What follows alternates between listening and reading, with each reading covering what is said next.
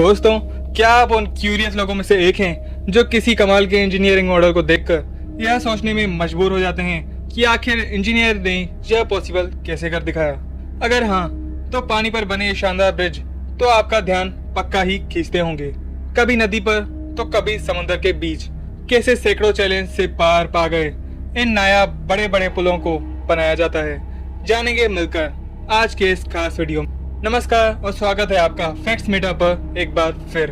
दोस्तों, हम सब यह तो जानते ही हैं कि पानी पर बने यह पुल हमारे जीवन का एक इम्पोर्टेंट हिस्सा है, क्योंकि अगर ये ब्रिज ना होते तो शायद कई गांव और कस्बे शहर एक दूसरे से कटे ही रहते।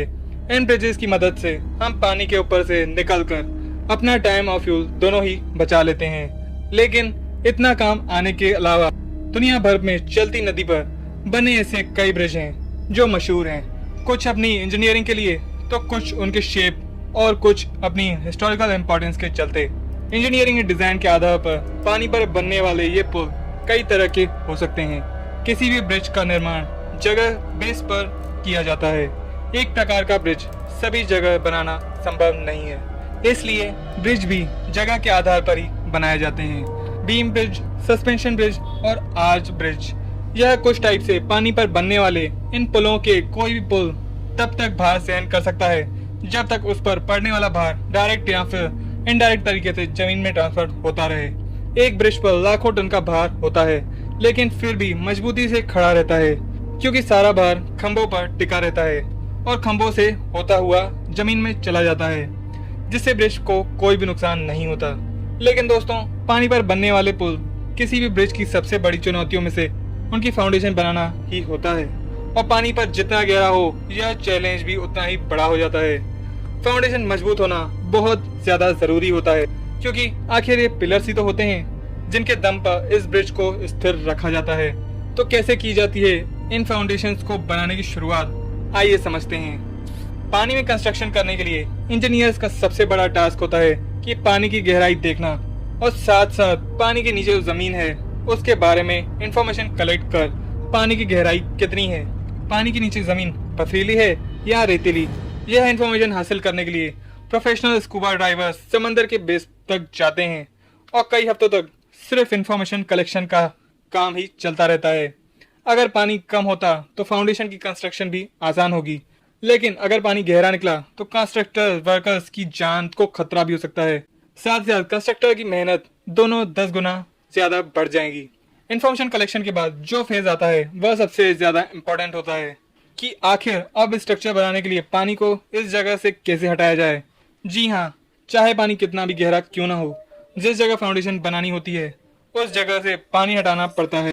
यानी जिस जगह कंस्ट्रक्शन होनी होती है उस जगह पर चारों तरफ इतनी मिट्टी डाली जाती है कि वह पानी के लेवल से भी ऊपर हो जाए। जब चारों साइड्स ब्लॉक हो जाती हैं तो बीच से पानी निकालकर उसको साफ कर दिया जाता है, जहां कंस्ट्रक्शन का काम अब आराम से किया जा सकता है। लेकिन यह इतना आसान भी नहीं होता। अक्सर ऐसा भी होता है कि साइड्स पर डाली गई मिट्टी नरम हो जाती है और पानी का प्रेशर डैम की वॉल को तोड़कर कंस्ट्रक्शन साइड में दाखिल हो जाता है, जिसकी वजह से वर्कर्स की जान को भी खतरा रहता है। इस मसले से निपटने के लिए कॉफर डैम मिट्टी से नहीं बल्कि लोहे की शीट से बनाया जाता है। यानी लोहे की शीट्स एक एक करके मशीन की मदद से पानी में डाली जाती है, जो एक मजबूत दीवार बन जाती है।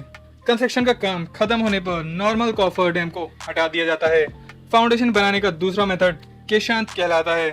इस तरीके से फाउंडेशन पहले जमीन पर बनाई जाती है, फिर उसको किसी शिप की मदद से उस जगह पहुंचाया जाता है जहां उसको इंस्टॉल होना होता है। अब चैलेंज होता है कि इसको पानी के अंदर डालने का, क्योंकि यह फाउंडेशन एक बॉक्स जैसी होती है जो नीचे से बंद और ऊपर से खुली होती है। अगर इसको ऐसे पानी में डाला गया तो यह पानी के ऊपर ही तैरती रहेगी, जैसे कि यह ग्लास पानी में तैरता आप देख सकते हैं। यह फाउंडेशन पानी पर फ्लोट न करे, इसके लिए इंजीनियर्स के पास एक तरीका होता है।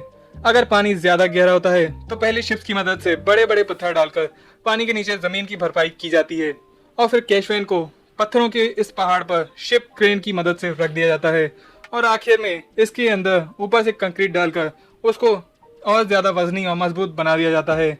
लेकिन अगर पानी इससे भी ज्यादा गहरा हो तो फिर क्या किया जाए? इसके लिए फाउंडेशन बनाने का तीसरा मेथड इस्तेमाल किया जाता है, इसको बेटर फाइल भी कहा जाता है।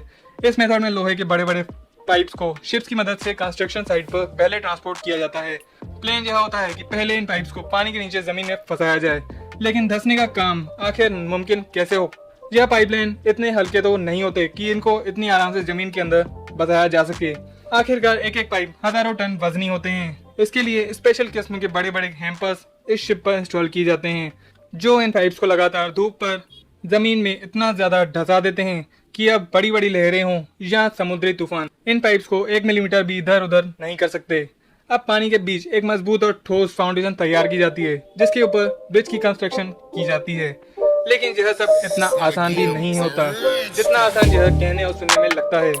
इस सारे प्रोसेस में सालों की मेहनत और कई जानें भी चली जाती हैं। उम्मीद है इस वीडियो में मिलने वाली जानकारी आप सिर्फ अपने आप तक नहीं रखेंगे। अगर वीडियो अच्छी लगी हो तो इसको भरपूर लाइक करें और दोस्तों के साथ भी शेयर करें।